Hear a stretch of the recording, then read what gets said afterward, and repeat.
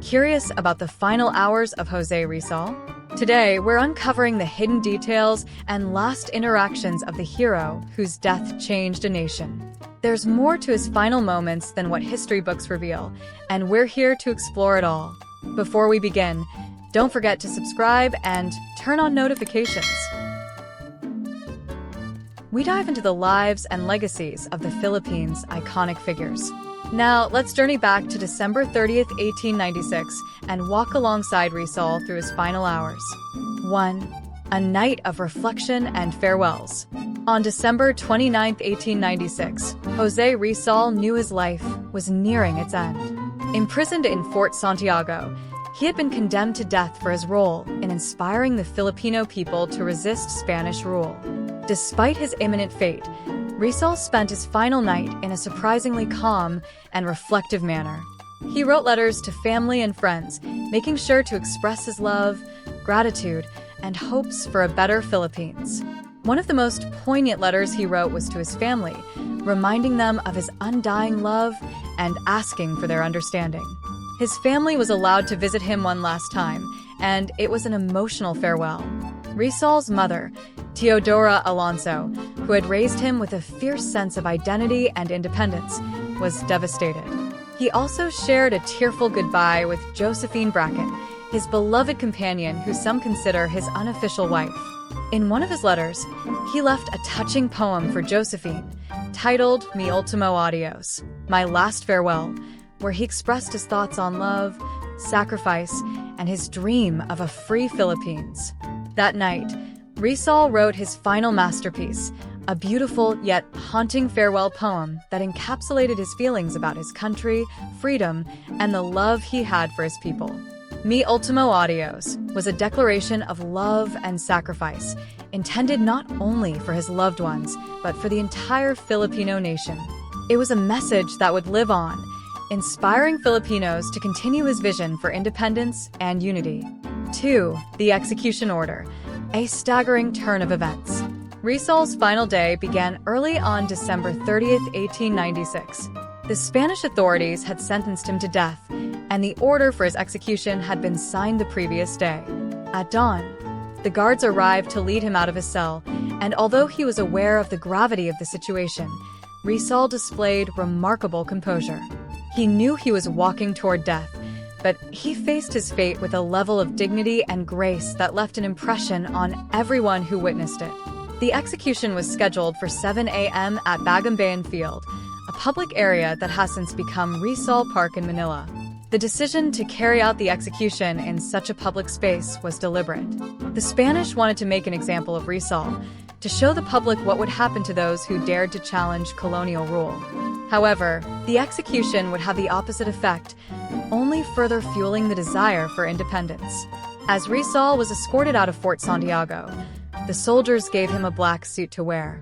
Despite the sadness of the moment, Rizal maintained his dignity, calmly putting on the attire they provided. In an interesting detail, he requested that he be executed with a blindfold but standing to face his executioners, a position he felt would best express his pride as a Filipino. However, the Spanish authorities denied his request, as they wanted him to die facing away from his shooters, symbolizing punishment for a traitor. 3. The walk to Bagumbayan, a hero's last steps. Rizal's walk to Bagumbayan was both solemn and stirring. Surrounded by Spanish guards, Rizal was led through the streets, a crowd gathering to watch the spectacle. Despite the somber air, Rizal remained calm, acknowledging the onlookers with a slight nod. For many who watched, it was an unforgettable moment, a hero walking to his death with unwavering courage. Along the way, Rizal encountered several familiar faces, including priests and members of the Filipino Reform movement, whom he greeted with a simple yet meaningful look. Every step he took was a reminder of the path he had chosen, a path that was never about himself, but about the future of his people. In a surprising twist, Spanish authorities had brought a group of Filipino soldiers to serve as part of the firing squad. They hoped that by forcing Filipinos to participate, they could break Rizal's spirit and send a message to his supporters. But Rizal understood their intent and remained unfazed. In fact, he forgave them, recognizing that they, too, were victims of colonial rule, pressured into doing the bidding of the Spanish regime. This act of forgiveness was one of his last messages of unity, a gesture that spoke volumes about his commitment to peace. 4. The moment of execution, Rizal's final act of defiance. As he reached Bagumbayan Field, Rizal was positioned with his back to the firing squad. Although he had requested to face his executioners, the Spanish denied him this final wish. This position was meant to symbolize that he was a traitor to the Spanish crown. However, Rizal had his own intentions for this moment. In his final act of defiance, he twisted his body slightly, attempting to face his executioners as the shots were fired. Even in death, he asserted his identity as a proud Filipino, refusing to bow to Spanish rule. At 7:03 a.m., the order was given, and the shots rang out. José Rizal fell to the ground, but his legacy rose in that very moment. Many in the crowd who had come to witness his execution were deeply moved. Instead of being intimidated, the people felt a surge of inspiration. They saw Rizal as a martyr, a man who had given his life for the freedom of his country. 5. The immediate aftermath. Reactions across the nation. The impact of Rizal's execution was immediate. News of his death spread quickly, and people across the Philippines were shaken by the loss.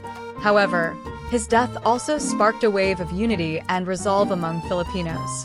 The Katipunan, a revolutionary group led by Andres Bonifacio, gained momentum, rallying under Rizal's ideals and pushing forward with greater determination.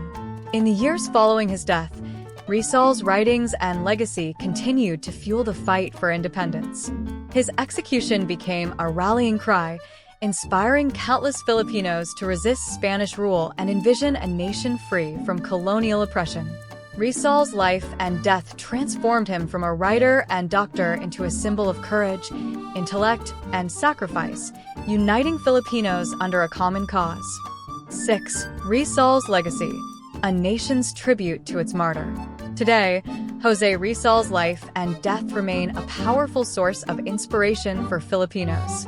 The site of his execution, now known as Rizal Park, is a national landmark and a symbol of the Philippines' struggle for freedom. His final poem, Mi Ultimo Adios, is engraved in the hearts of Filipinos as a timeless reminder of his dream for a united and free nation.